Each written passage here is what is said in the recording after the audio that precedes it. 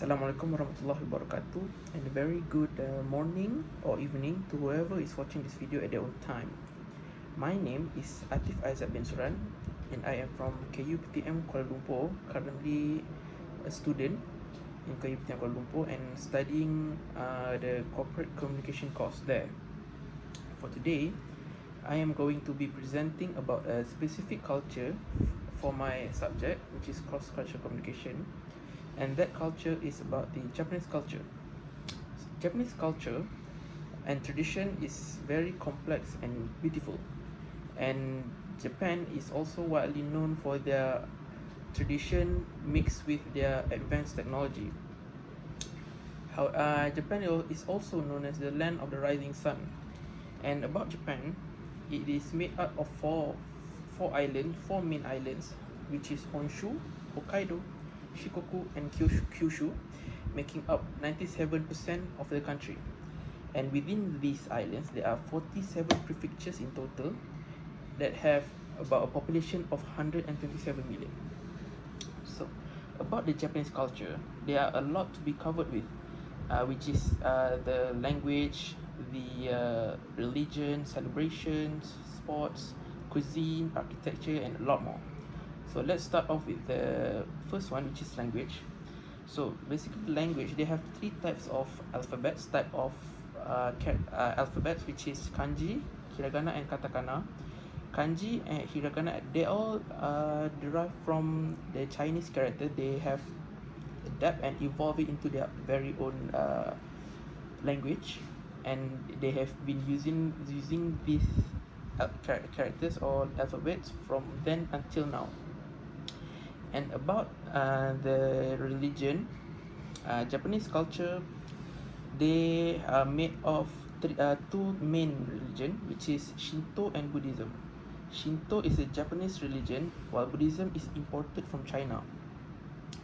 And 39% of Japanese identify themselves as a Buddhist, while 3.9% of them as Shinto, although it is Shinto is born in China, is derived from Japan. So I'm sorry.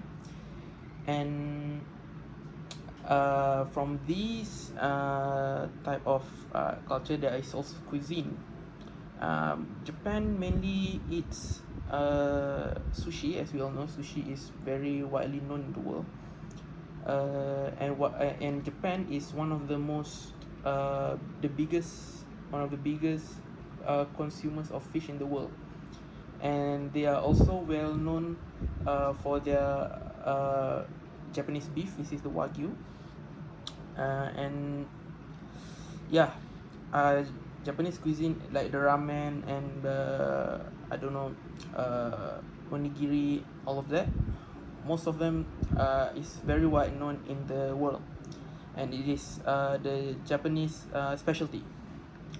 So there are a lot of culture in Japan that have been affected through the advancements of technology. Okay, first of all,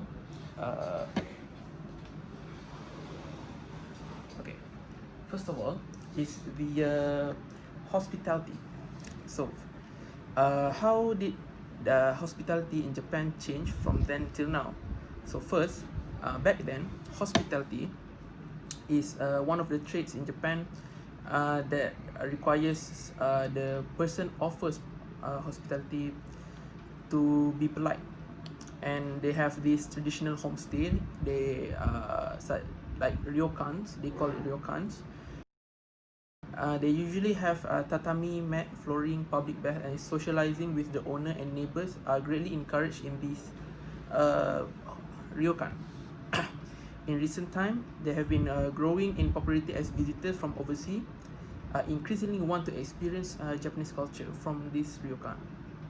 Such ryokan can be found in hot spring town like Hakone. But now, the hospitality change. The ryokans are not widely available. It is only a specific places. But now we have homes port hotel port. They offer this kind of hotel rooms that only have a pod in them, which is quite medium priced for people who are currently working in the city and want to get out of the hotel fast to get back to work. Usually people who are living in the countryside and want to go to work early, so they stay in this port hotel. Next, so hospitality is done. So next is fashion. So in the old days, the more clothing you wear, based on Japanese culture, the more clothing you wear, the richer you are. The less skin showing, the better. This separated between the average manual laborer and the lords greatly. Also, tattoos are really frowned upon, and even today, many public places still do not allow them.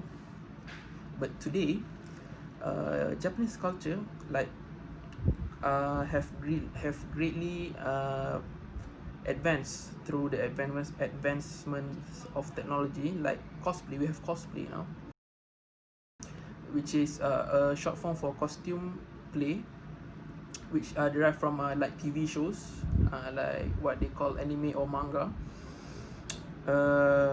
They will spend a lot of their money, significant amount of money, so that they could look like their favorite characters from their favorite show. This type of places usually happen in Harajuku or Akihabara. It is widely known for the land of the digital land, where a lot of technology advancements are really happening there. So that's for fashion. Next is cuisine. So in the good old days, cuisine like sushi, ramen, rice is considered the core part of every meal and would always be served with side dishes. Also, ramen back long ago usually were hand pulled, not usually hand pulled, and it quite requires a lot of time. And also sushi, they would require a customer to be present so that they would make it in front of them. But however, nowadays, ramen can be produced a lot quicker with the help of technology, and not a lot of places really practice hand pulled noodles. They just use machines, so that it requires less time and could serve a lot of customers. Also, sushi now, they would serve on a conveyor belt. They don't need any customers to be in front of them, so that they would be made in front of them. Okay, so that's for cuisine. Next is entertainment. So back in the good old days, entertainment like kabuki or like the mainly geishas, who are mainly stage performers, need to be on the show to be watching what they are performing on stage. Okay, but now we have TV, and they can be broadcasted to anyone in the comfort of their own home, so that they can watch what the geishas or the kabuki are performing on stage, and it would really gain a lot of viewers who are new to the Japanese culture. So that's for entertainment. And last but not least is architect. Long ago, the Japanese architecture, mainly the buildings were inspired from China, and mainly their buildings were made of tiles and woods. But and basically this is for their shoguns and their lords, to represent their power, and uh,